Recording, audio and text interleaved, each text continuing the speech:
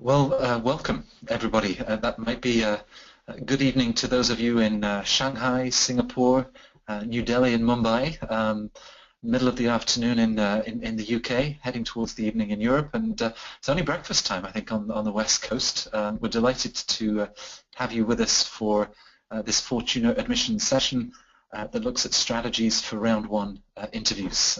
My name is Matt Symonds. I'm a business education columnist for Forbes, The Economist and BBC. I'm one of the co-directors at Fortuna Admissions, and I'm joined this evening by three of the dream team at Fortuna. We've built a team of former admissions and former alumni of the schools, whose expertise and insider experience at business school includes Harvard, Stanford and Wharton that we'll certainly be talking about today, and of course many of the other top schools in the US and Europe. But it's a big week in the MBA admissions cycle for next year. Earlier this week, those thousands that applied to the Harvard Business School in round one learned whether or not they were invited for interview. And that's big news, because if you make that list, your chances have suddenly gone from 1 in 10 to as good as 1 in 2. And I know that my colleagues will be talking a little bit about how to make the most of this opportunity. So with us today, we've got Malvina Complainville, who is a former assistant director at the Harvard Business School, Heidi Hillis, who is a Stanford alumna and a former GSB interviewer, and Judith Silverman Hodara, who is former Wharton director of MBA admissions. So over the course of the next hour, each of them will be talking not just about the whole interview process at Harvard and Stanford and Wharton, but also, bearing in mind that many of you are eagerly awaiting invitations from other schools that you applied to in round one. So we'll be looking at how that whole interview process works, and the different interview formats, from face-to-face, Skype, to team-based discussions that some of the schools have recently introduced. And of course, one of the keys, I think, to this webinar with all of this experience from our team is to share some of the insider tips and strategies on how you can shine in that interview context. Probably towards the end, I'll also remind them to share some of the mistakes that you all want to avoid. So I'm going to start with Judith. Judith, I just talked about how a candidate's chances improve when they actually hear from schools and that they've been invited for interview. How much of a positive sign is it in terms of the school's interest in you? Oh, thank you so much. I'm really glad to be here today. And Matt, of course, it's a great question. Not surprisingly, Harvard rolled out some of their invites this week. Don't worry, we know that there are some more coming for those of you that are still waiting. And when I was at Wharton, we really interviewed for one of three reasons. One is that we were really sure we wanted to see a candidate in person, and that we liked what we were seeing on paper. We liked the recommendations and the essays and everything we were reading, and we wanted to sort of see what they were like one-on-one at that point. Another reason that we would interview them is that we really weren't so sure, and that we needed more data. We wanted to sort of see how their personality came through, if they talked a little bit more about teamwork, were they clearer on their goals. So maybe there were some things within the framework of the application that weren't as clear as perhaps they would become so in person. And lastly, we were on occasion pretty sure that this wasn't going to be a fit, but maybe there was a reason that we were still interested, an unusual work history, or perhaps they were coming in from a very, very different background academically, or they were at either end of our experience spectrum. And we sort of, on occasion, would bring people in just to make certain that we were leaning in the right direction. So it is always a hard decision and a hard discussion. And I think that certainly, having an interview in the many different ways that is effective now by the schools that you all are considering is a very positive sign.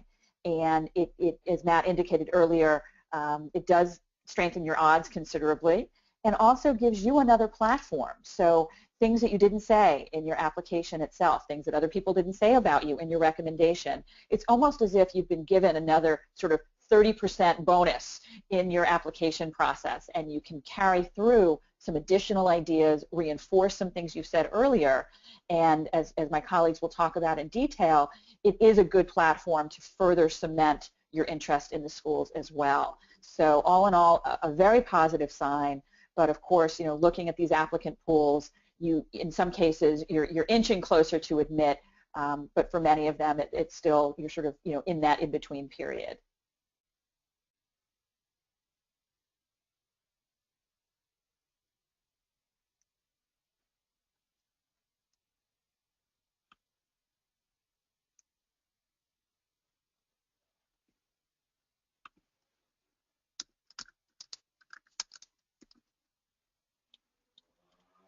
Matt, I'm not sure that we can hear you.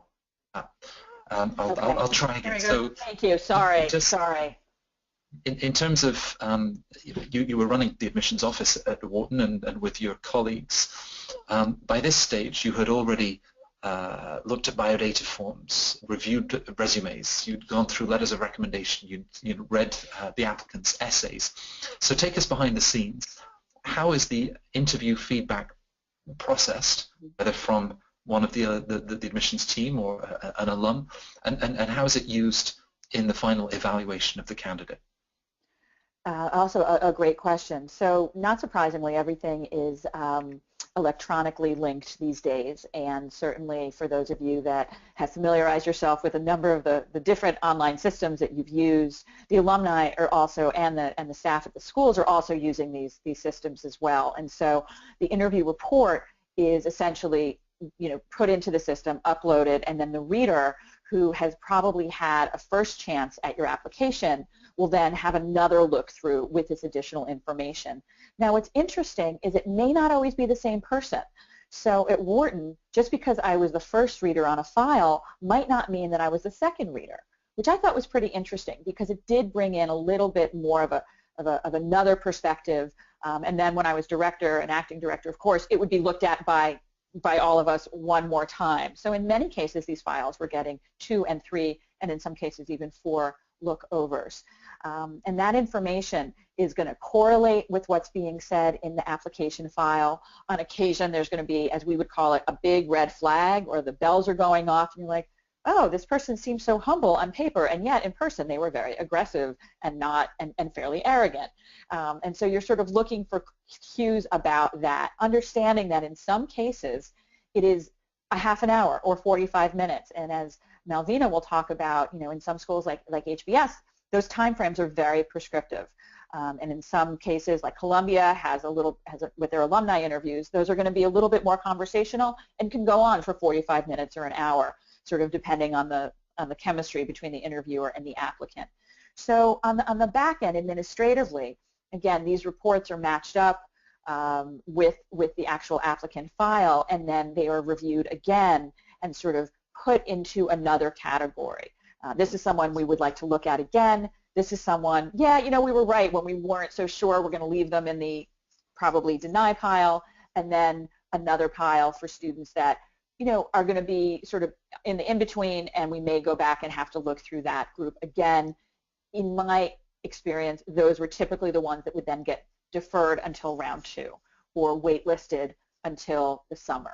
So those are folks that, something is catching the reader's eye and the director's eye. We're not quite sure. We're going to wait and see how everything pans out.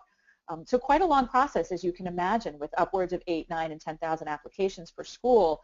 It is quite a lot to kind of get all of this data and all of this synthesized in the correct places. Right. Thanks, Judith.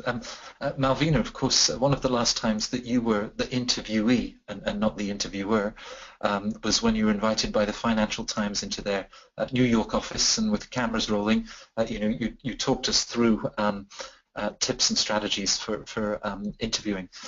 In terms of face-to-face versus Skype, traveling to the campus or meeting the schools on that one-on-one setting, how important do you think is it to make the trip, or how does Skype work for you?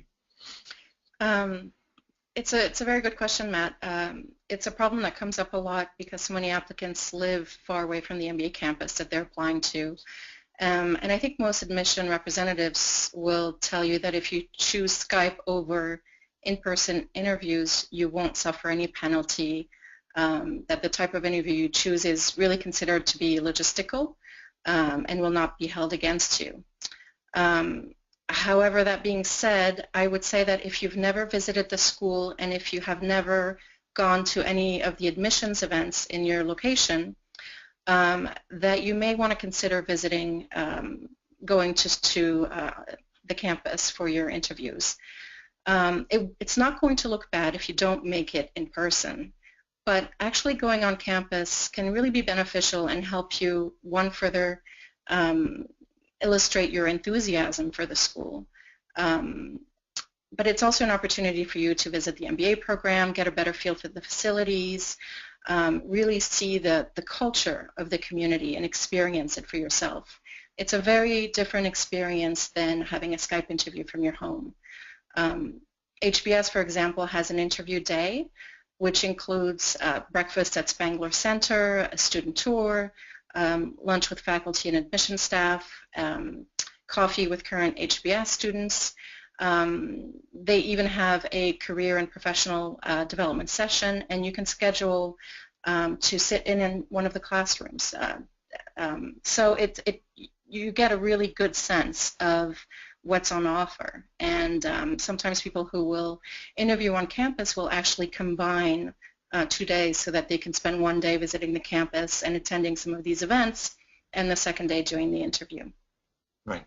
And certainly, if it was me, I'm not sure how much of the breakfast that Harvard puts on offer I'd be tucking into with the interview later on that morning. Yes. Many of the viewers for today's webinar are in that international context, and so if they choose the Skype option, what are your recommendations and advice to them? So if you choose the Skype option, there's a few things you want to think about. One is take a look at your Skype name and make sure it's an appropriate name. Take a look at your Skype picture, make sure it's professional. But then there's other things you can you want to think about as well. You want to sometimes it's harder to listen to a person on video as opposed to live. So you want to make sure that you pace yourself, you don't talk too fast, you pronounce your words clearly. You also want to look at the camera, and that's something that's really not natural because you'll have a tendency to look at, for example, right now I'm looking at Judith, so I'm looking down, but you really want to look at the camera, so you need to look up, which is very unnatural, and that's something you need to practice. Turn off your cell phone completely, not just put it on vibrate. Wear business attire, sit up straight, test your lighting before the call, make sure that all the technology works before the call. It's also a good idea to look at what's behind you, make sure there's no open closets with messy things inside, and make sure you're alone in the room. Having someone in the room can be distracting, and you may end up looking at the person every once in a while, and the interviewer will catch that. Now, one of our colleagues who was part of the admissions interview team at HBS, describes, and you've touched on this, it's a very much 29 minutes and sort of walking through the essay. For Stanford, Heidi, of course, you've interviewed many applicants to the school in Latin America and elsewhere in the world. It doesn't necessarily stick to the 29 minutes, right? It can run a little longer in a Stanford interview. Yeah, I mean, I think it will depend on the interviewee. There are some guidelines about length, and they do want to get through a certain number of questions. It is different in that, the Stanford interviewer will have your resume only, and so it'll be more of a behavioral interview and kind of looking at fit and how you behave in the interview situation. So it can be as varied as the different kinds of interviews that there are. So I know that they've tried in the last years to kind of standardize it a bit more and have a smaller group, but in general, people are very different, and so the interview can take place in a cafe, it can take place in an office, so you need to kind of be prepared ahead of time for those different situations. And are you working from a script of questions that the school really wants you to cover, or that there's a lot more sort of natural flow and the conversation, you just see where it takes you? Well, there are certain questions that you can expect in just about any of these interviews. I think that they're all pretty clear that they're looking for different things about your background, about your leadership potential. And so there will be questions that the interviewers can work from, but they also can go off on their own. So if they find something interesting about you that's in your resume, they will be able to go off script, as you will, to kind of find out more about a specific experience that you had or what you think about. You could go into your industry, something that just sparks their interest on your resume, or maybe one of your hobbies. So there are kind of a list of questions that everybody can start from, but it will go down the path that makes the most sense in the actual interview. Judith, you're on the road with Wharton and have interviewed thousands of interviewees. Tell us a little bit about your experience of interviewing on the road. Sure. When I was interviewing, the profile was a little bit different than it is now, where really the team-based discussion is the gold standard at Wharton for how students interacting and being evaluated. And then there's, as all of you know, there's a short 10-minute one-on-one afterwards. When I was on the road interviewing, we typically would start out right around Thanksgiving interviewing upwards of 2 weeks out of the office, and usually 2 to 3 days in a city.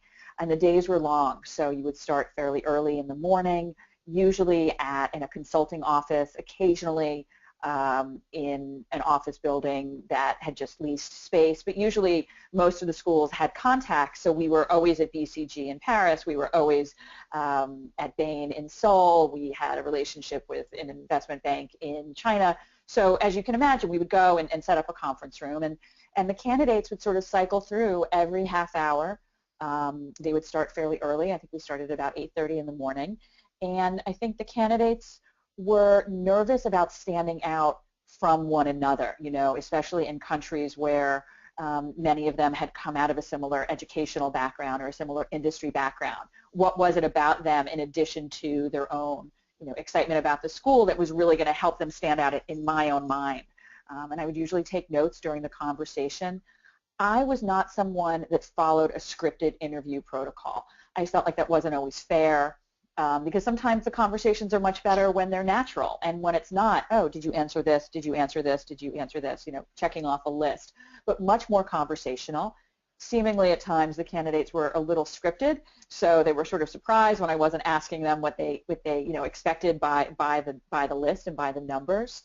And I would say that the most candid candidates, there's a tongue twister, were the ones that I remember the most, and that to me is something that has always stuck with me, that if you can really explain who you are and what matters to you and your passion for a topic, and yeah, this wasn't such a great work experience for me, but I learned from it, or that semester in college wasn't necessarily my best, and I learned from that as well. So any humanity that you can share with your interviewer is so greatly appreciated. Malvina and I were speaking earlier, and she said, no one's perfect. No one expects you to just be automatically on point every single point, and she's going to touch on some of these things a little bit later on in the conversation. But that, to me, was the biggest takeaway, is the opportunity, as hard as it is, just to take a deep breath and to really engage in conversation with your interviewer. And usually our days would end up at around 6 o'clock, and then typically there would be an event that evening for alumni and current students as well. And as I mentioned, so if you can imagine looking at that schedule, usually we traveled in teams, so there were 2 of us, and there was a lot of write-up in between because, not surprisingly, there is quite a bit that you want to remember, so frequently after the interview I would scribble down some notes and then go back later on to my room and write up everything fully. You always think you're going to remember, and lo and behold, 5 hours later, you don't always remember what you thought you would. And one other thing that someone mentioned to me a number of years ago was, if there's something iconic to the way that you appear, that you always wear red socks, or you always wear a certain pin, or have a tie that means a lot to you, you should bring that out. You shouldn't be afraid to kind of show a little personality, even if it may be seen as a little quirky. But those kinds of little things may help you feel even more comfortable and confident. And in the back of the interviewer's mind may be something as well that they may tuck away. And, oh yeah, that was the young woman who, you know, et cetera, et cetera. So those were what the days were like on the road. And what I liked about them, and then I'll turn the discussion back to you, Matt, was really getting to know, when you talk to a number of people, essentially from the same generation, from a similar part of the world, you really get a sense of what people are thinking about and what matters to them and what the ethos is of that business culture. So I learned so much from these experiences. I was really so grateful to have that kind of exposure. And it was interesting because the interviewers were always, oh, thank you for your time, and I appreciate it. And in my head, I was thinking, well, thank you. You know, you shared with me and so much about yourself and your background, and I always really appreciated that openness. Now, I know that we'll be coming back to you, Judith, to talk about Wharton and schools like Michigan and Ross that have adopted the team-based discussion format, and perhaps Wharton will be surprised to see many of their interviewees wearing red socks for the coming season. But I'll also be turning to Heidi to talk a little bit about video questions and the role that they play. But if I can just go to Malvina, you know, we're talking about sort of advice for that classic one-on-one interview situation. So, Malvina, what recommendations and advice would you give? I think probably the first thing that you want to do when you receive your invitation is to do some research and find out who is going to be interviewing you, in what setting, what application material will your interviewer have, just the resume or the full application, and what type of questions that they will ask. And you can find that information by asking your coach or just speaking to your personal network. One-on-one interviews are done very differently if they're done by admission representatives or by alumni. An admission representative will know your application inside and out, so they're going to be asking you very pointed questions based on the material that you provided in the application, and that's the case with HBS, MIT Sloan, NYU Stern, and LBS. In contrast, an alumnus interviewer will only know your resume, and they are going to lead what is called a blind interview, meaning that they're starting the interview with very limited knowledge of your motivations, and that typically is an interview done by the format used by Stanford, GSB, Columbia, and Kellogg. Yeah, no, please go ahead. So you really want to give yourself enough time to prepare for these interviews, and a good way to think about how to prepare for the interview is to really think about what the interviewer is looking for, what kind of information the interviewer needs. And you need to think critically about your strengths, your weaknesses, your leadership style, your career choices, your future goals, and the reason for why you're pursuing an MBA. And you need to be able to talk about your communication style or show your communication style. You want to share your in-depth knowledge of the MBA program, and you want to show your enthusiasm for the school. And one way to do this is to prepare some key positive attributes or key selling points. It's really the same thing. And some strong behavioral examples to illustrate these attributes. And Heidi touched on the behavioral interview. And it's really referring to using past examples to illustrate how you typically behave in a particular setting. So it's a good way for for admissions to get a sense of how you would behave in a future situation. So your key positive attributes relate to your strengths, your contribution to the school, your personality or soft skills such as leadership potential, teamwork skills, but also your career goals. And you want to think about how those attributes will benefit the MBA community, how they'll help you reach your career goals, and also how they fit with the school's values. That's an important exercise to go through. And for each one of these positive attributes, you want to come up with a couple of behavioral examples that will illustrate these attributes. A good way to talk through behavioral examples is to use the STAR method: situation, task, action, result. It's a good framework, and it really allows you to go through the key elements of your example without forgetting any pieces.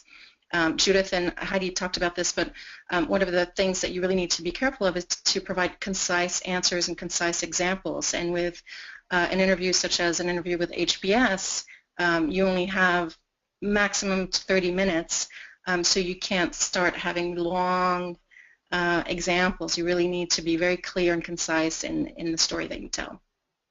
And lastly, another thing that you want to make sure you prepare in terms of content is to address any potential issues in your profile. So if you've had a gap in your work experience or a poor grade in college, don't just hope that it doesn't come up. Be prepared and think about what you would say.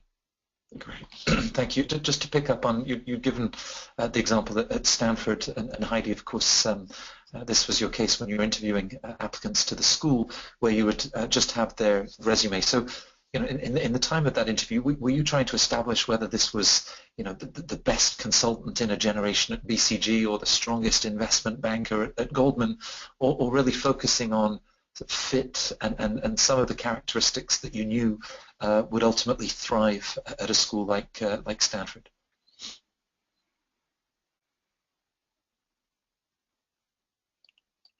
Yeah, well, I think as an alumni interview, you don't have the access to all the application that some of the, you know, that you would if you were from the admissions staff and have access to the entire applicant pool and know kind of where the applicant stands against other potential applicants. So you really only have that one data point. So you're not comparing them against other people so much as thinking about would they fit at the school? Would I like to have this person in my study group? How would I interact with them on campus? Where might they participate in the different clubs and activities? So it's much more thinking about, do they fit at the school and how would they fit within a specific kind of part of the class that you might relate them to people that you know. So it's much more of a fit interview because you don't have all that background and you don't know what the rest of the applicant pool is like. Right, and it was not because they had memorized every elective that was available in the second year that said, okay, you know, she's made for Stanford. It would be far more sort of personal details and the sort of exchange and conversations that you'd have. Could those conversations be very wide-ranging? I mean, should we have read the Wall Street Journal that morning to sort of know what the latest business news headlines were, or you know, the very sort of eclectic discussions that you might have?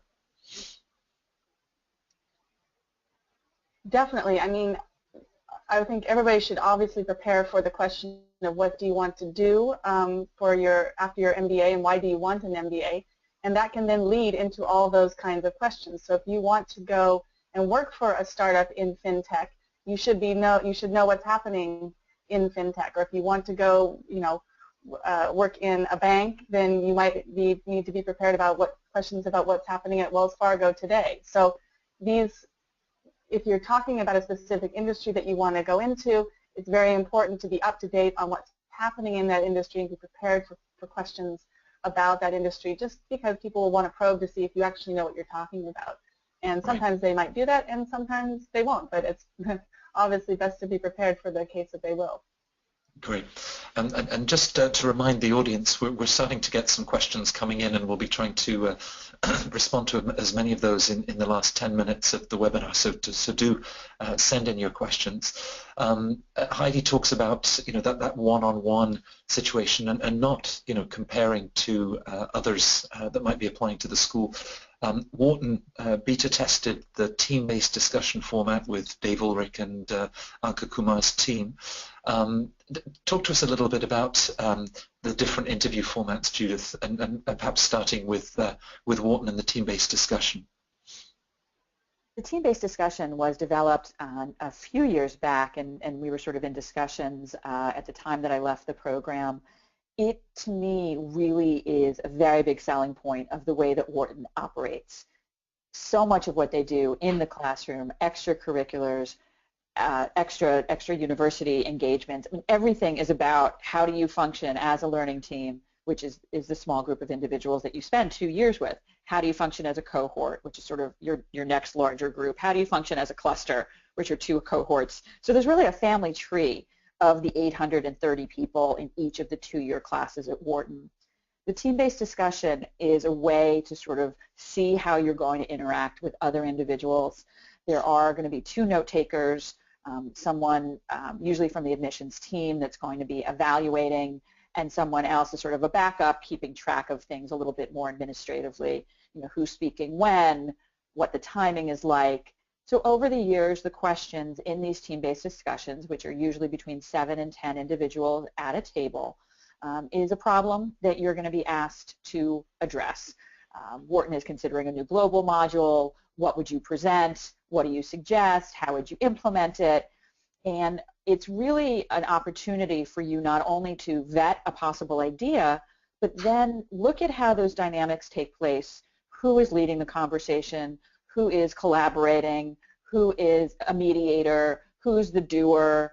Who's the secretary of the group, so to speak? So there's all these different roles from a psychological perspective that to the Wharton admissions team are really going to be able to help assess what would you be like in a classroom. So granted, the pushback on that conversation is, well, everyone's on their best behavior. But believe it or not, people really let their personalities come out. And if you are someone that really commands a room, a little afraid to give up responsibility, and you kind of want to marshal all your forces, that's going to come through in that half-hour interaction. And certainly lots of different ways that these conversations take place, but we hear feedback from the students that we work with all the time that A, it was a lot friendlier than they expected, B, they felt like they were able to get their points across, and that they were excited about the kinds of people that they were going to be in school with. So imagine, that's a pretty big selling point for Wharton. The same way that CBS talks about themselves in the center of business in New York City, Wharton is really using this interview, in addition to gaining information, to make sure that the applicants understand the kind of environment they're going to enter into. And then, of course, there is that 10 minutes at the end of the discussion where you do sort of typically, why do you want to go to Wharton? Walk me through your resume. What are your aspirations? So giving you a little bit more of an opportunity to hammer in and hammer home some of the points that maybe came across in your application. And certainly in the team-based discussion, it's really not about your resume. It's not even about the idea that you put forth. It's about how you guys work as a team, you talk together, you know when to listen, you know when to speak, and sort of watching that as a microcosm of what life would be like within the Wharton classroom. So that's a model that is used by Wharton and also by Ross. And then there are, as you'll hear from Malvina, very definitive on-campus interview guidelines where those interviews are 29 or 30 minutes. There's not a lot of feedback you're necessarily going to get from your interviewer. You may see a little bit more of a stone face, and that's going to be a little bit more by the book. And certainly there are schools that are using that model. And then, as I mentioned earlier, the alumni interview, which Heidi had been very involved with. And those interviews can be pretty wide-ranging, anything from 45 minutes in an office to an hour and a half in a coffee shop. We know, for example, that Columbia tends to have very enthusiastic interviewers. They love talking about their experiences as much as they love asking questions about your experiences. So from the feedback we've been getting over the years, very, very conversational. And certainly our goal in working with our students at Fortuna is to help them feel comfortable in all of these different modules so that you're not feeling like you're really, really good on the one-on-one, but you sort of don't know how to manage yourself within the team-based. And as Malvina... On that team-based point, because yes, as you say, in November, Fortuna clients get to practice a format that will be new to many of them. Yeah. Do you have any tips for then preparing that team-based interview format? I do. It's really to get down to your question, to get down to your answer pretty succinctly, to recognize that you're not going to have a lot of time. You get about a minute to kind of, suggest your idea and your implementation, and then not to be so upset if you have to let go of your idea. But these conversations happen so quickly that usually within the first 5 minutes, people are either going to adopt your idea, adopt pieces of it, or jettison it entirely, and you still need to stay in the conversation. So it's sort of like you can't have any ego about this thing. You really need to, even if your idea isn't selected, move on and see how you can impact that conversation. And I think that's hard. It's a little, oh, they didn't like my idea. I don't know about this. And you really need to be pretty quick on your feet and still dive into that conversation in other kinds of ways as well. And it is a hard thing to practice. So either if you practice with a group like Fortuna or you practice with a group of friends, it is a really important way for you to get comfortable with the fast pace and then also with the fact that there are 7 other people in the room at the same time. And that is something that most people just have not had experience with, and it's good to kind of get those jitters out of your system once or twice beforehand. Right. So we're talking about how schools are playing with different formats in the outreach and evaluation of applicants. Something else that they've introduced in the last 3-4 years has been video interviewing. Heidi, how does this fit into the admissions process, and how is a video interview different from face-to-face or the team-based interviews we've discussed?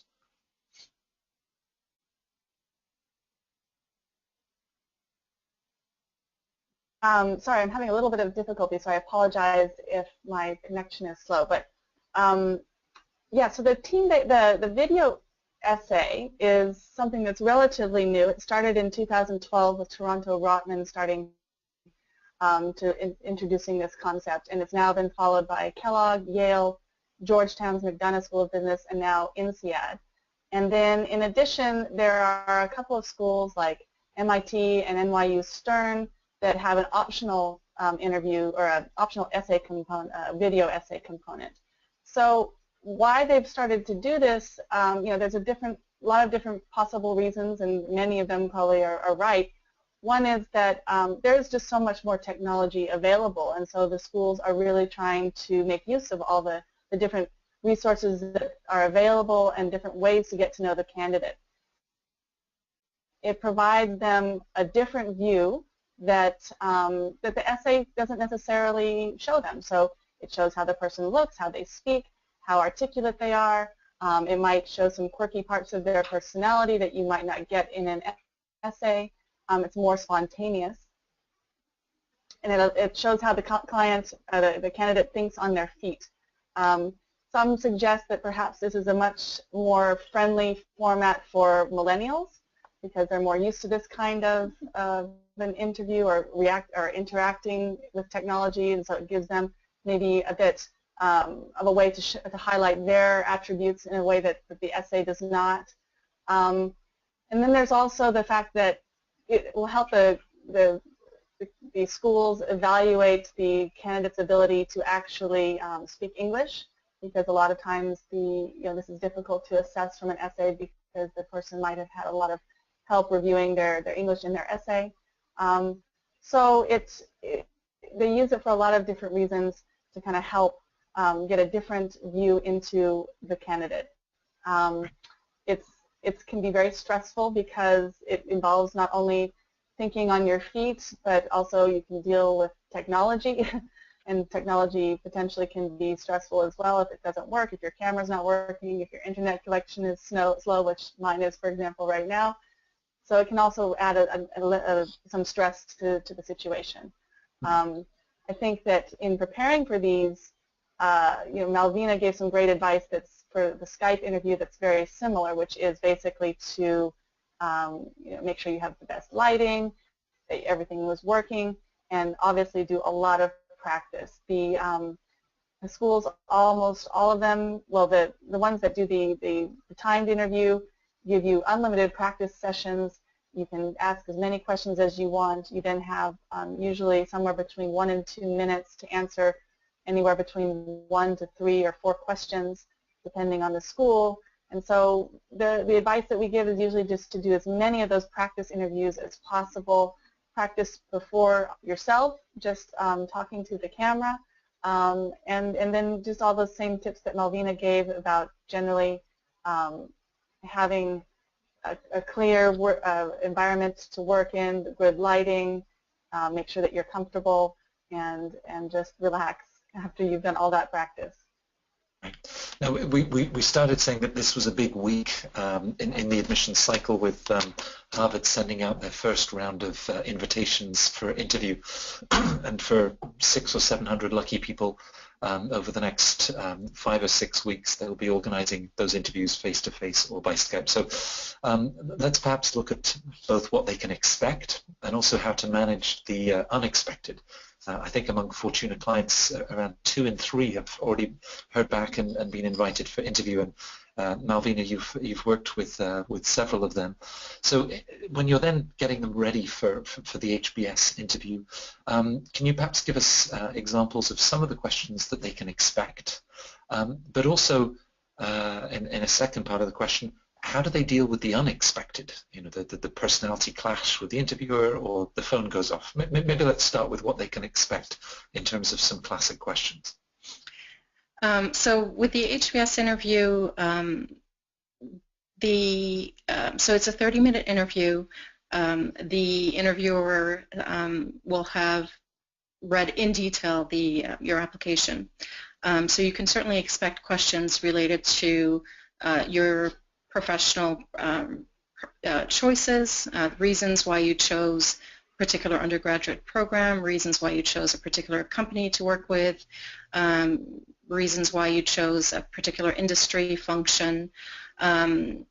You may get questions related to examples that you talk about in your essays. You may even get questions related to recommendation letters, content in your recommendation letters. So you should be somewhat familiar with what is in those recommendation letters. So it is a good idea to have a conversation with your recommenders. You also can get questions about some of your, what you've stated are your career goals, your career vision, the industry that you're interested in pursuing. So, for example, if you are a consultant and you say you want to work in consumer products goods, you should have some understanding of what the business reality is today for consumer product goods. So, and this is why I think it was Heidi who was saying it's very important to be aware of industry news and business news. It's a good idea to start reading, whether it's the Economist, Financial Times, or even do Google alerts and follow news that have to do with either your company, your industry, or your industry of choice. You certainly could get questions related to your leadership style, your teamwork experience. At the end of the day, they're trying to see whether you have a good fit with the school, whether you're going to be someone who is going to be contributing to the classroom. I mean, think about HBS in particular. It's the teaching method is through the case study method. So being able to articulate your idea very clearly and concisely is extremely important in order for the class to run efficiently. And that's one of the things that they'll be looking at, is how you express yourself. Are you able to talk about complex things in a very clear and simple, manner? And are there questions that seem to come out of left field, or we talked about maybe a sort of a personality clash, or okay. The phone goes off. How do they handle the unexpected in that 29 minutes? Well, in my opinion, a personality clash would be a little bit difficult with HBS, just because they tend to not really be reactive. They tend to be a little bit more poker-faced. I think a personality clash may occur if you're doing an interview with an alumnus, for example. That's certainly something that could happen. Or you're interviewing with someone who doesn't have a lot of interview experience and isn't really asking you relevant interview questions, not asking you the questions that can allow you to really showcase what you can bring to the program. If that happens, I think it's very important to go about your interview in a very proactive way, meaning that you know what you want to share in the interview. You know what your key positive attributes are. You know what the examples are that you want to share. And you have to think about how you can share those in the interview. this is as opposed to being passive or reactive and waiting for the interviewer to ask you just the right question so you can tell them, you know, this amazing project, you can share with them this amazing project that you worked on. So I think that's very important, especially if you're being interviewed with someone with whom you don't have a good fit.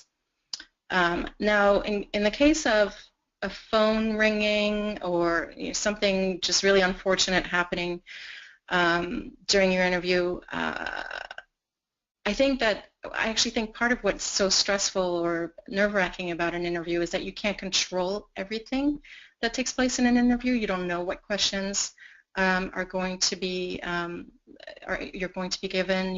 You have an idea of what's going to happen, but of course you can't control it. And unexpected things can happen. So a good interviewer will not judge you on those things, whether you spill coffee on your shirt, you know, the second before you walk into the interview, or if your phone starts ringing. A good interviewer will focus on how you're reacting to the situation.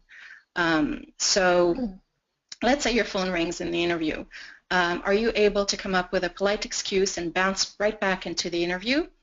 Or are you going to sit there and pretend you're not hearing this phone ring and let your interviewer search everywhere in the room for this mystery phone? That would not be a good reaction. So I would say, you know, just something bad happens, focus on reacting in a positive way. Well, you've given some great examples of what not to do, and I know another of our Fortuna colleagues who was also at HBS was describing last year sitting across from a very qualified applicant on paper, Ivy League, outstanding GPA, strong GMAT score, working for one of the strategy consultants, and she explained that 12 minutes into the interview, he stopped her and said, actually, no, that's not the question that you should be asking. What you should be asking me is this. And promptly answered his own question, and of course doomed himself for his chances at HBS. Now, you know, I hear this and think, seriously, that this happened? But you know, you've seen mistakes. What mistakes, Heidi, Judith, what mistakes have you seen candidates make in interviews?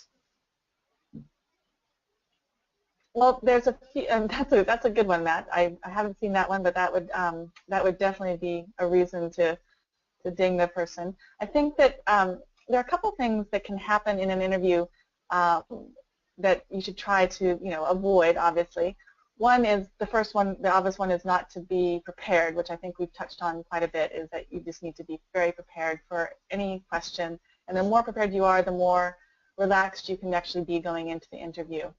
But on the flip side of that, I think it is coming off as too prepared, and I think that can also backfire if you come in with everything so memorized and so you know, the three attributes are so key in your mind that you don't actually listen to the questions or answer them naturally. That can come off very badly as well. So you have to kind of, there's this fine line between being very practiced and being natural. What they want to see in the interview is kind of the genuine you, and that's hard to see if it's just a memorized answer to a bunch of questions that you've been practicing on over and over. So once you've prepared yourself, you do need to figure out how to relax and to actually come off as natural during the question. Another common problem that I've seen is just the kind of the bambling, rambling answer. And there's a you know, you come into these interviews, you can be very nervous, and that's understandable. But there's a tendency sometimes for some people to try to fill all the empty spaces and to keep going. And sometimes interviewers will use this. They'll kind of let you go on, but you need to be able to realize when enough is enough. Practice giving very concise answers to their questions and letting them prompt you to dig further. Obviously, be prepared to go further if they ask you to, but practice getting that first, you know, a 30-second, 1-minute answer, and then letting them lead the discussion afterwards. Also, don't be afraid to pause.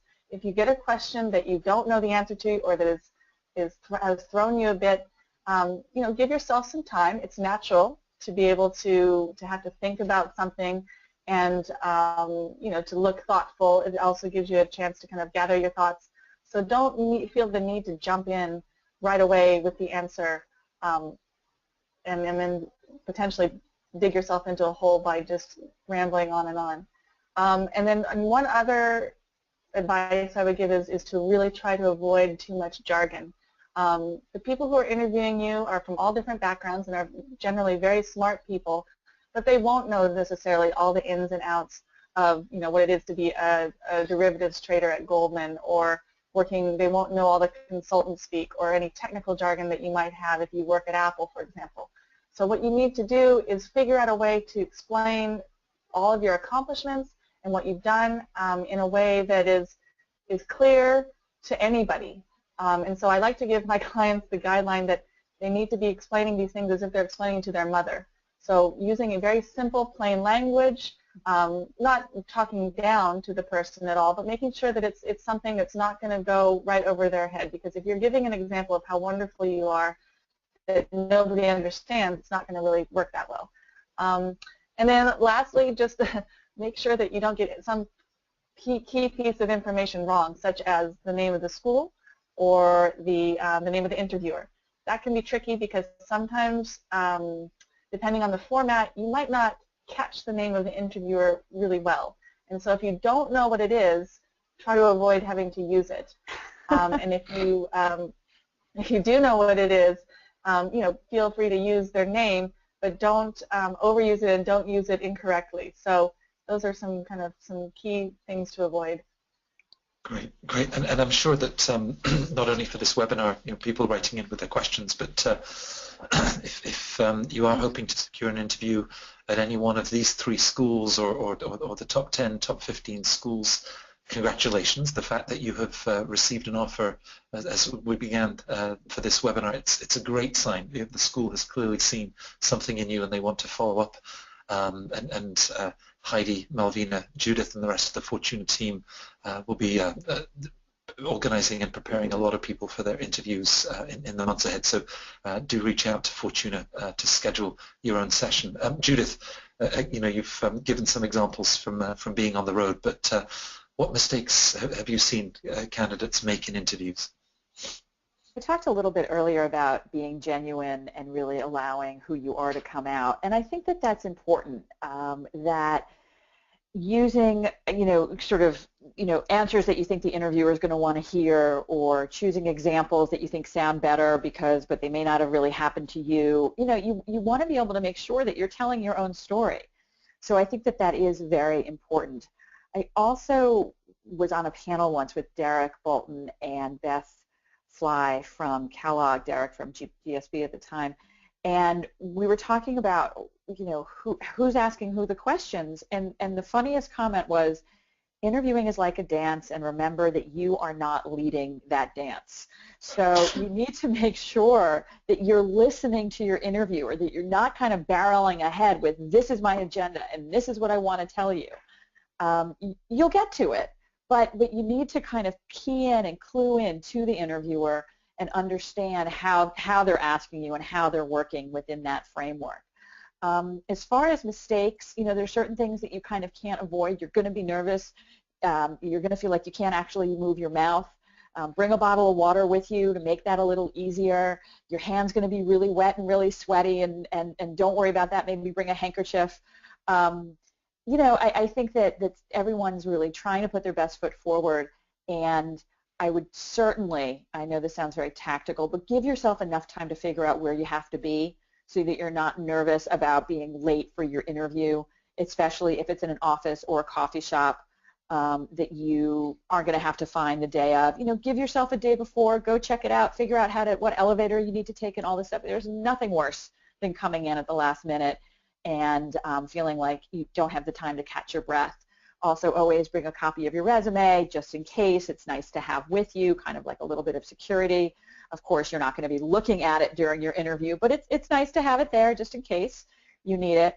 And yes, do I have stories of mistakes? Certainly, but most of them were sort of, based on one individual feeling like maybe he hadn't given me enough information in the interview itself, and he came back a couple of hours later to fill me in on what he had forgotten, and then he sent me flowers the next day because he felt bad about taking up my time. Needless to say, I don't think any of you would go ahead and do that, but people, it's a nerve-wracking time, and people really want to make sure they get it right. So flowers is one way to follow up with an interview. It is. Malvina, at the Harvard Business School, your work isn't done with the completion of the interview, because the school then leaves you 24 hours for follow-up and a sort of a post-interview reflection. Maybe you could just say a few words about the importance of what candidates then share, and again, some of the pitfalls perhaps not to fall into, this need to repeat everything that they either said face-to-face or had already shared in the application. So the HBS Reflection is an exercise that HBS asks you to do within 24 hours of your interview, and the main goal of this exercise is to give you an opportunity after your interview to speak your mind and to say what you thought went well, what you would have done differently, but to give you an opportunity to give closure to the interview, so to speak. So I think that in terms of things to think about is, one, making sure that you have the name of your interviewer so that you can actually address this reflection exercise. But also you want to think about when you're planning for your interview, you want to think about having a place where you can work quietly right after your interview. So maybe you don't plan to be traveling right afterwards.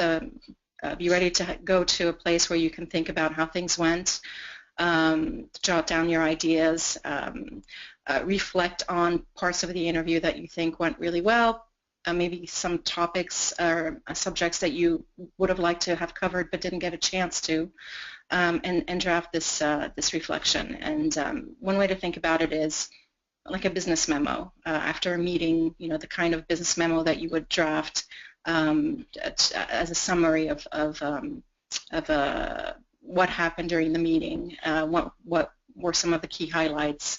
And of course, you want to remember to thank your interviewers in this reflection. And the good thing about that, it means that you actually don't have to send an additional thank you note. HBS says that they will be lenient with spelling mistakes and any kind of grammatical errors, but you obviously have to try to be as full. Make sure you reread yourself and try to catch any of those types of errors. It is a challenging exercise because it is right after the interview. You're tired. You're drained. You're physically drained after an interview. The advice I always give to my clients is give yourself a few hours just to recuperate before you jump in. Maybe write a few quick notes just as you come out of the interview. Quick bullet notes that you can then refer back to, but just give yourself a little bit of time to recuperate and then go to start writing on your reflection.